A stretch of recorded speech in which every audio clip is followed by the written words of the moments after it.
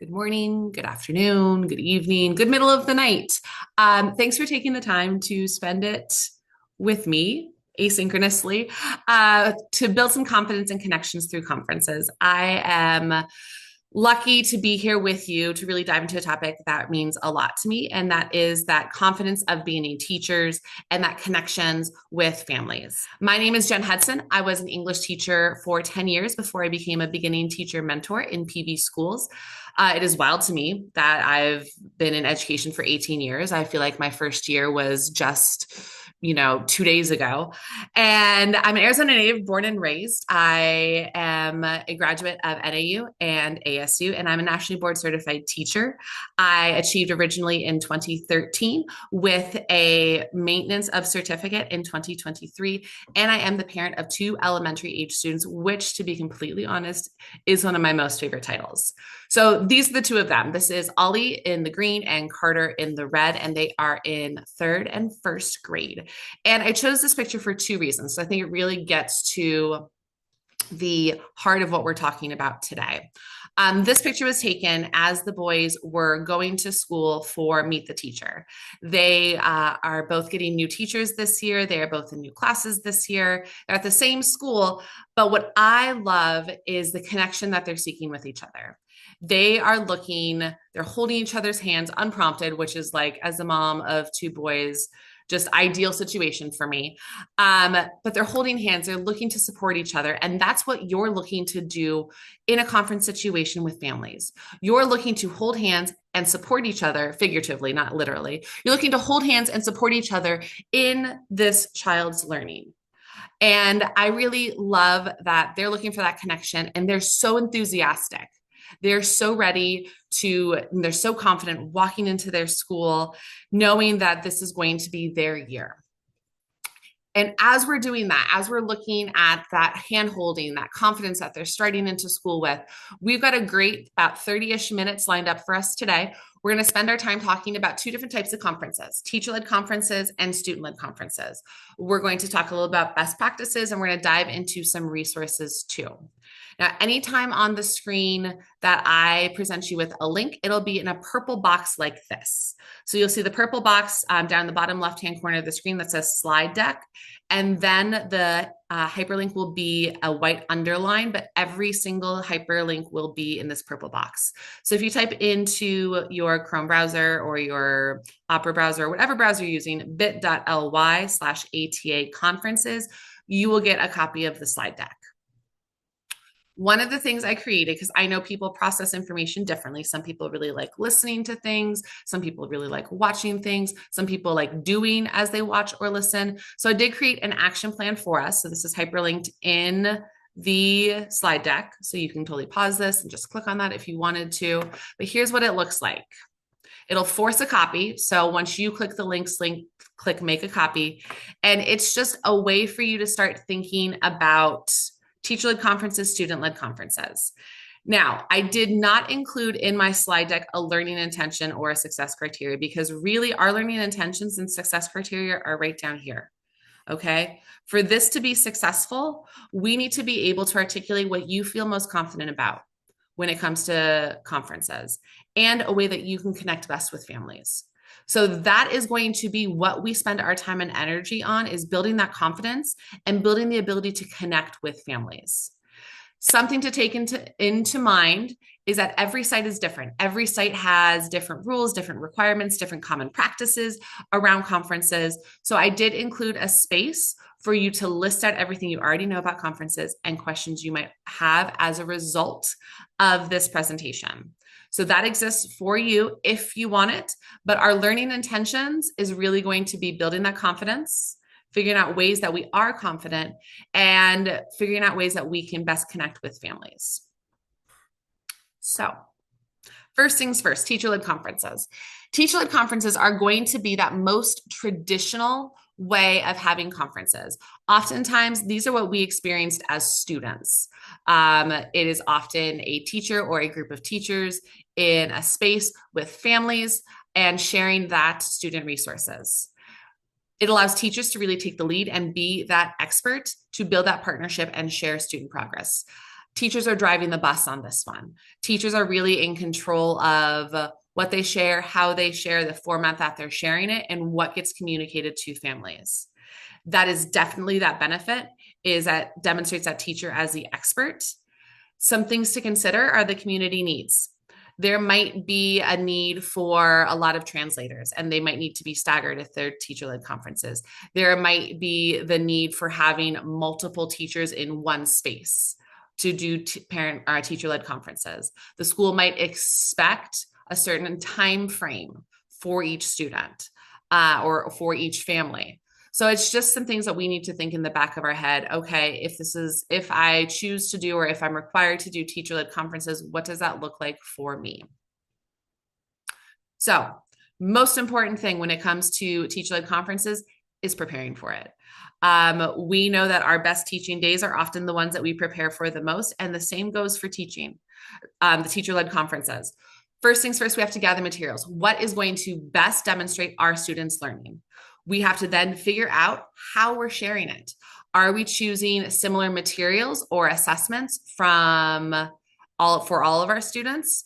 If so, we need to figure out, okay, what's going to be the most important thing? What routine am I going to use to share what? Am I sharing Acadian scores first? Then am I sharing our district benchmark scores second? Am I talking about overall grades in the first quarter? So figure out what routine is going to be that you can standardize and duplicate across people. Then we have to actually prepare the talking points and the materials. For some, if you're going to choose to do this hard copy, it might be making individual folders for students. If you're choosing to do it digitally, it might be making folders in a Google Drive or creating a Google slide deck that includes all the information for the parents. So figure out how you're going to want to actually present the information to parents that is going to allow them to take the information with them. Sometimes conferences for parents can be overload. It can be information that is just like, oh my gosh, that's so much. Was that an Acadian score? Was that a benchmark score? Or was that like just a normal spelling test? What was that? It's going to be important that the information that they take with them is going to be something that they can digest at home and think through at home too.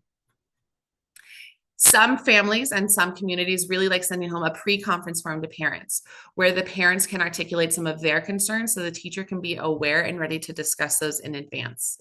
So figure out if that's something that you want to do, because that's going to be a separate deadline and timeline that you're going to need to build into your preparation period. And then, of course, if you're in control of your environment and you get the pleasure of doing your conferences in your classroom, make sure it looks like there's learning happening in your classroom.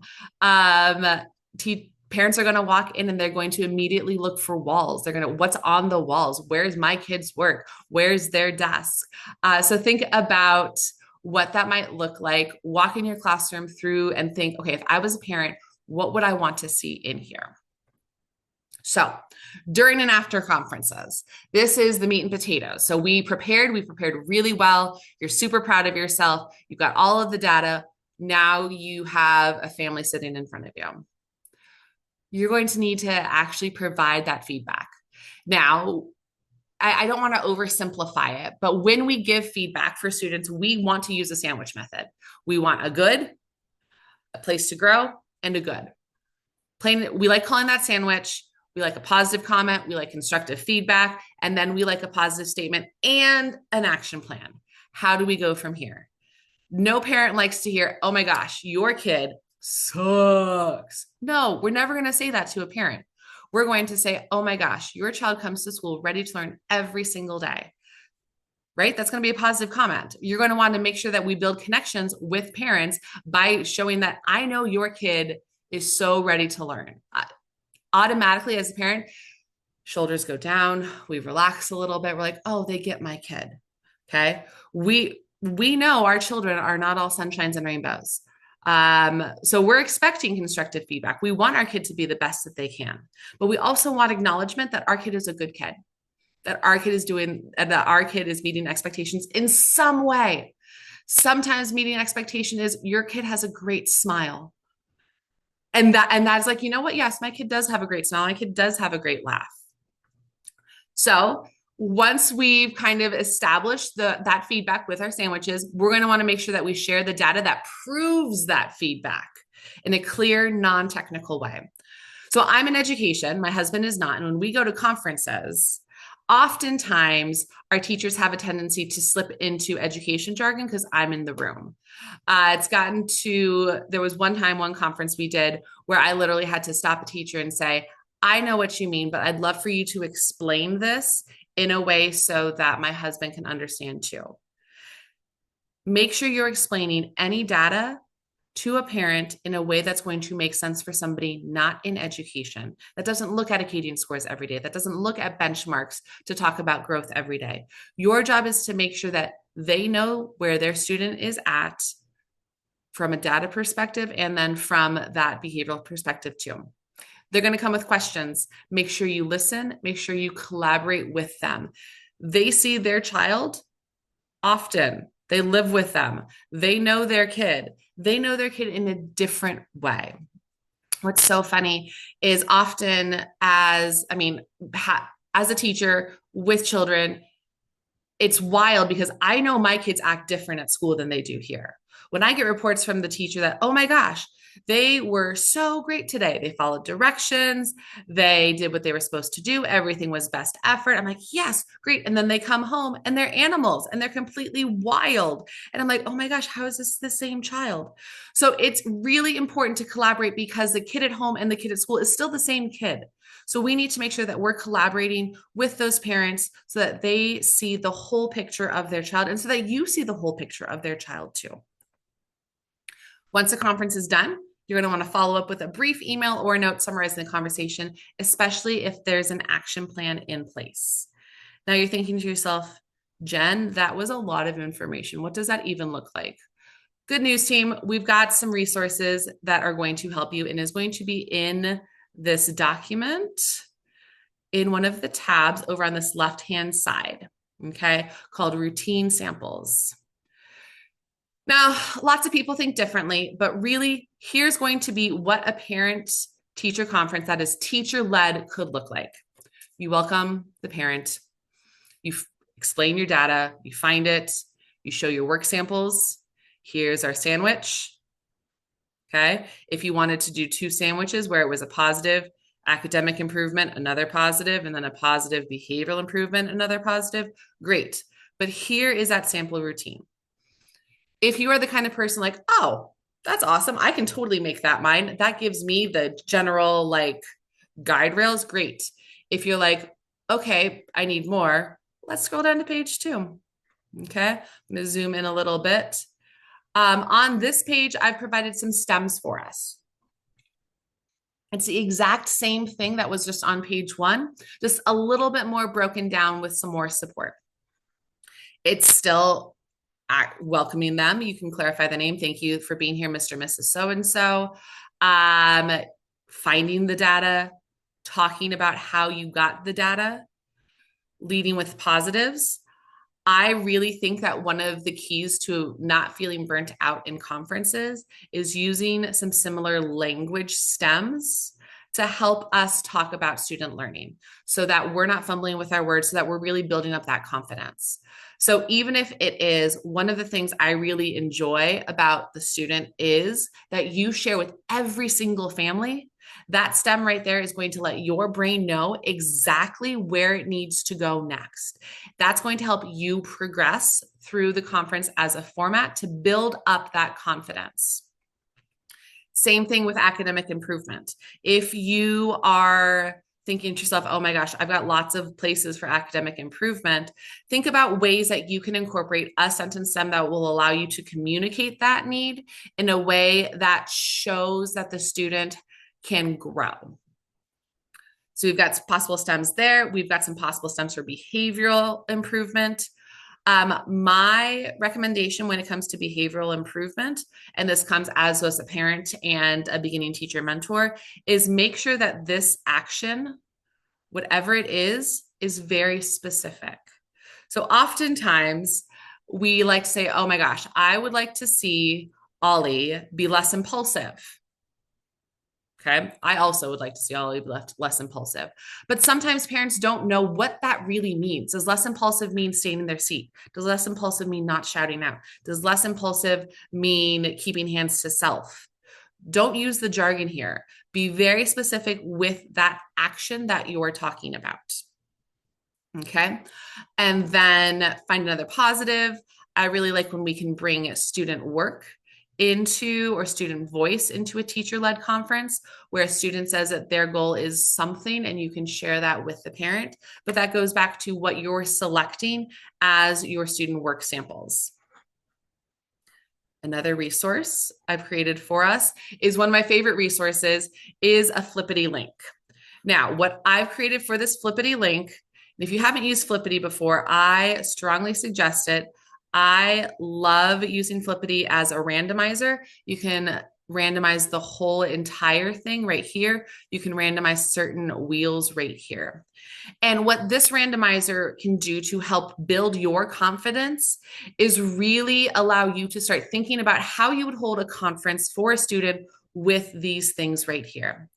So I'm going to randomly flip it all so we can see it. So an academic need is missing or incomplete work for this random student. A behavioral need is sometimes inappropriate social interactions, but an academic strength is their reading fluency. So now for you, I want you to just take a second, if it means pausing and stopping listening to my voice for a moment. I want you to think, does this match a student in your classroom? If it does, if this matches a student in your classroom, I want you to think about how you would hold that conference for a student with missing or incomplete work, a behavioral need of inappropriate social interactions, but an academic strength of reading fluency. And then I want you to pause it just for a second. And I want you to hold a mock conference with yourself, either using this right here, that simplified routine, okay, or using a more detailed one. You might need to like pretend on your data a little bit and walk through this. So I'm going to model it. I'm going to actually refresh my memory. So we're looking at missing or incomplete work, inappropriate social interactions, and reading fluency. So it might sound something like this. Welcome, Mr. and Mrs. Hudson. Thank you so much for being here today to discuss Ollie's progress.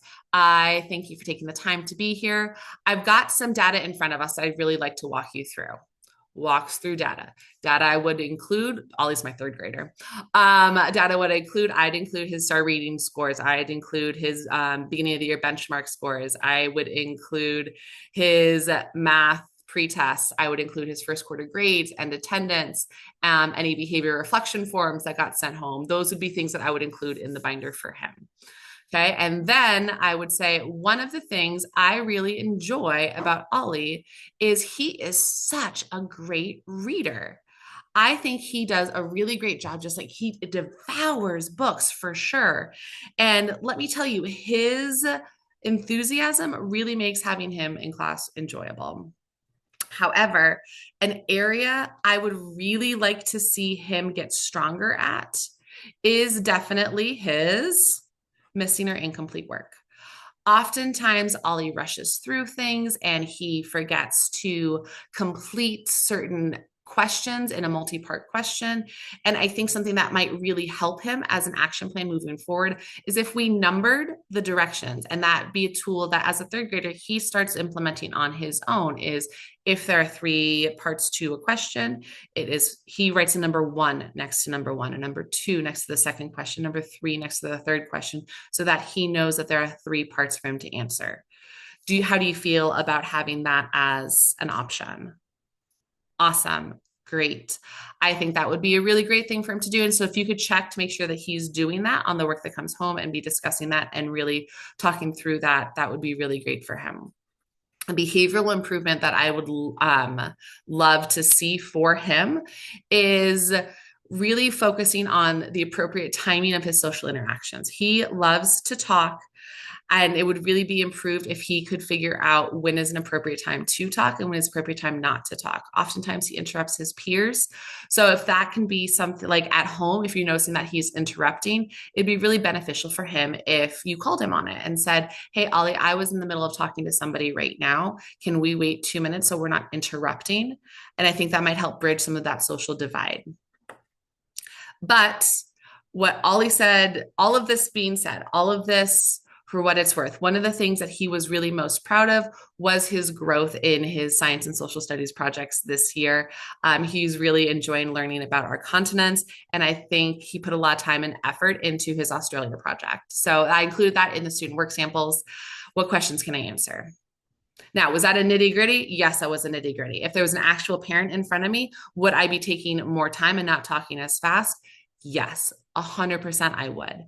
But using this randomizer allows us to kind of think through what we could be saying to parents, what we could be saying to families, especially if we have, let's say, a student who has declining or inconsistent performance, but also showing some behavioral defiance, but really retains information well. We have those students in our classrooms. We need to be able to articulate and have a plan for those students and how we're going to talk about learning and behavior with parents and families, and we have to be able to be prepared for it. A flippity like this and talking through and practicing using this flippity will really help us build that confidence. So, we talked about teacher-led conferences. We've got some time. Let's dive into student-led conferences too. What are student-led conferences? Student-led conferences are conferences, but the students are taking the ownership of leading their family through their learning. It is the student who is driving the bus. The parents and the families and the teachers are on the bus, but the student is the one driving it. They're beneficial because it really promotes that student agency. It promotes that accountability, and it really provides parents with a direct, unfiltered look into their child's learning. As a parent, there's nothing better than my kid telling me exactly what they learned that day, or exactly how they're growing, or exactly what they want to learn more about. That's empowering for students. It's empowering for parents. Some considerations for a student-led conference: obviously, time and space. Are we doing this all in one room where we've got multiple student-led conferences going on and a teacher is a participant and staggering themselves? Is that a problem with student confidentiality? Is that a problem with student behavior needs? So think about what that might look like for your classroom and what existing rapport you already have. Because as parents, most of us have experienced teacher-led conferences. Student-led conferences often need a little bit more work on the front end as a teacher to prepare families for, so they know what to expect. So they understand that their student is taking that lead in their learning. However, our preparation remains similar. We have to make sure that students know exactly what they're going to say and exactly what work they're going to share. So instead of the teacher sitting down and sharing with families what the progress is, the student gets to sit down and share with families what the progress is. Just like if we're giving a professional development or we're talking to a big group of people, we need to practice. So too do students when they're talking to their families about their learning, especially if we're having them be the drivers in sharing that information. So we're going to need to guide students into what work samples they're going to select. They're going to highlight their strengths and their areas of growth. If they're saying that their reading fluency is an area of growth, what are they going to show that's going to show their reading fluency? If they're saying their math is a strength for them, how are they going to show that math is a strength for them? Depending on the age of your students, you may need to provide some heavy suggestions as to what that might be. It might be saying, hey, you have to include this for your parents, and let's practice talking about what it actually means. So think about your students, think about the information your parents are also going to need, and how much of those suggestions are going to need to be heavy and hard suggestions versus how much are going to be all student driven.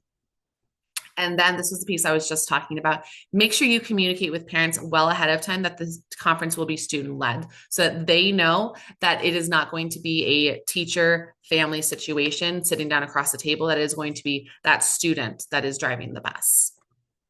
So during and after a student-led conference is going to depend on some of those considerations that you already gave. So if you are an observer, sit with the family and the student. Make sure that maybe it's a table of 4 where you all are sitting together and you're all on equal footing. Provide positive reinforcement to the student. Maybe smile and nod and give them, hey, good job, you're doing great. Yep, that is correct. Way to go. But make sure that you are there and present and giving them that positive feedback back. If there is a certain part that you feel like you really need to participate in, make it clear to the student that that's the only part that you're really going to be doing, because most students will then just let you take the lead. My suggestion is if there's something that you need to share in a conference that is going to be student led, have the student invite you to share something. Have the student invite the parent to share something, but the student needs to be the one that invites you into the conversation. Otherwise, the risk we run is that you take over the conversation, and that's not what we want for kids. Consider what the parent takeaway is going to be. Is it going to be that portfolio of student work that they put together? Is it going to be a Google Slides presentation that the student worked on to share their work? But we want to be able to celebrate it. I still have some of my kids like conference work that I'm like, when they bring some stuff home, like, hey, remember when you talked about that your goal was this? Remember, we still have that. It's a good accountability piece. And then just like we would with teacher-led conference, you're going to want to follow up with that brief email or note summarizing the conversation. Now, if we are doing student-led conferences, you're still going to have all of these different needs. You're still going to have a student who doesn't participate well, we already talked about that, maybe some withdrawn behavior, but who has the strength of, I like the writing skills. So be thinking about, if this is the student that is having that conversation, what things can we build into a student-led conference that are going to set that student up for success too? So built in some resources for you. This is going to be in our action plan. This is going to be in the portfolio of resources. I'm going to zoom out because there's actually multiple pages here. So the first page is a parent reflection. So this could be something that you send home that will allow you to have a little bit of feedback from parents about what they might want to discuss.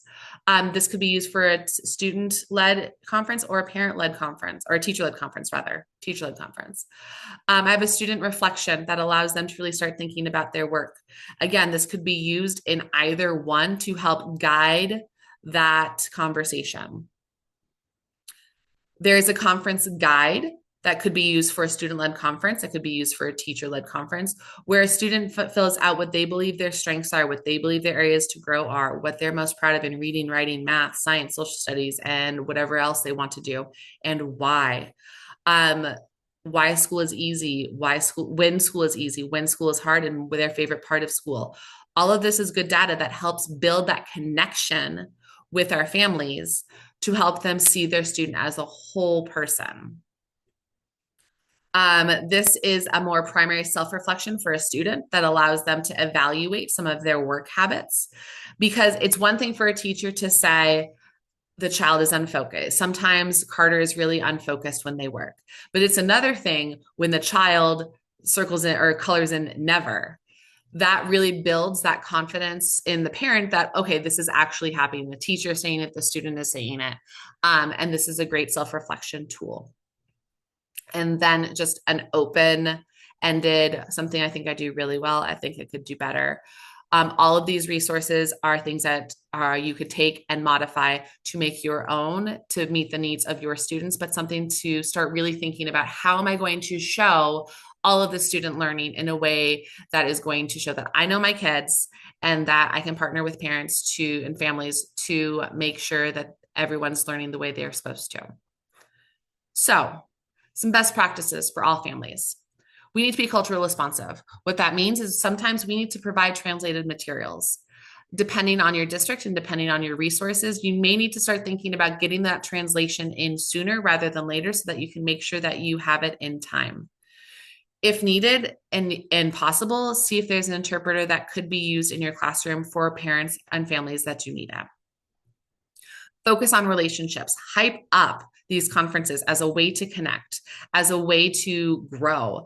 I've seen it structured where conferences are themed as like sports and teamwork. I've seen it where there are actual invitations that go home, like it's a party. So be able to focus on that relationship piece to the point where that parents and families feel welcome to come to class, feel welcome to walk into your classroom, know that they're going to get what they need from you. Make sure your questions to parents are open-ended and always assume positive intent. Instead of, what are you doing at home for reading? How is Johnny reading at home? That way, then we can support those parents and, oh, Johnny's reading, on the way to school in the morning. Instead of saying, oh my gosh, is he reading enough? I think, we're really busy with soccer. Some days we don't read. So we want to make sure that we ask open-ended questions with positive intent and we maintain that positive tone. As new teachers, we have some best practices that we need to internalize for ourselves to be our own hype person. So it's great when we hype up families and get them included and involved in their education. But as new teachers, you're in charge of hyping yourself up. How we do that, we have to be prepared, we have to be intentional, and we have to be ourselves.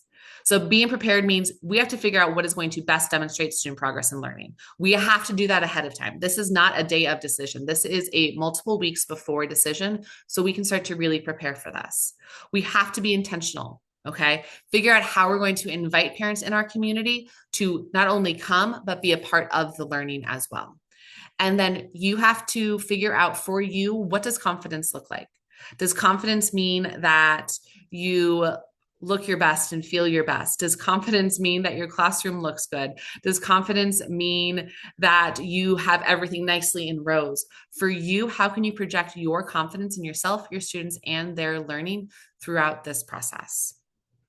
Now, we have reached our time. I am so excited for you to embark on this conference journey. If you have any questions or the links aren't working, which they all should, I tested them like 40 times. My email address is listed. It's jenrosehudson@gmail.com. Thank you for spending your time with me today.